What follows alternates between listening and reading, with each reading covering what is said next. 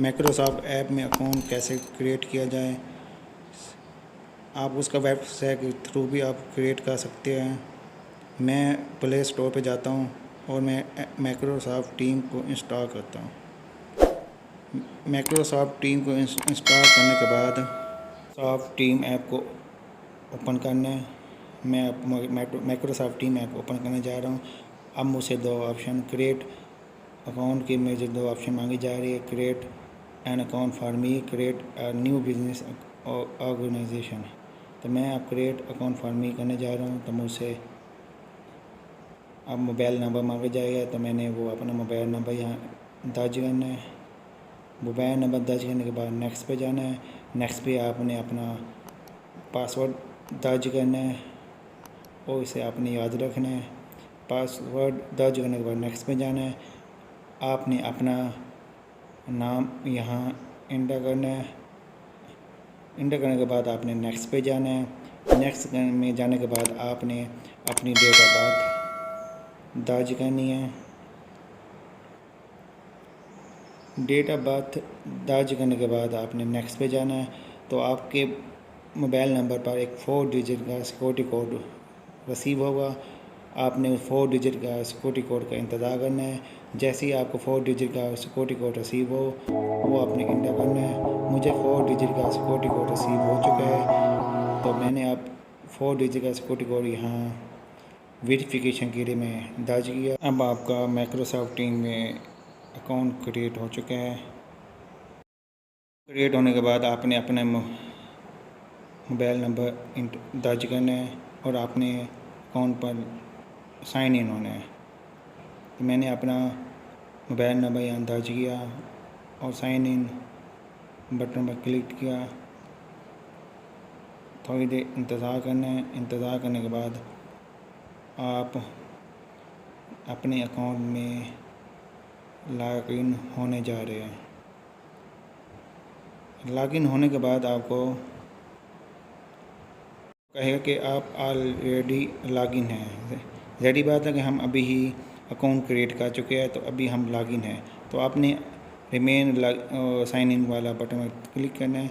आपको यहाँ पासवर्ड दर्ज करने की कोई ज़रूरत नहीं है, क्योंकि अभी हम अकाउंट क्रिएट कर चुके हैं। तो आप लॉगिन हो चुके हैं। गेट स्टार्टेड क्लिक करना है और आपने अपनी प्रोफाइल की पिक्चर अपलोड करनी है। प्रोफाइल की पिक्चर अपलोड करने के बाद आपने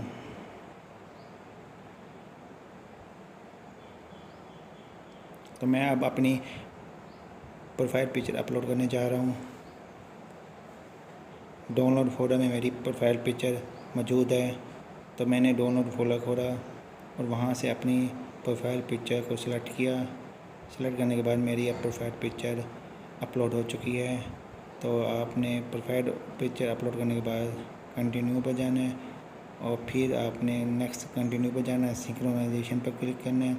आपका डाटा मोबाइल ऐप का डाटा माइक्रोसॉफ्ट टीम सर्वर के साथ सिंक्रोनाइज होने जा रहे हैं।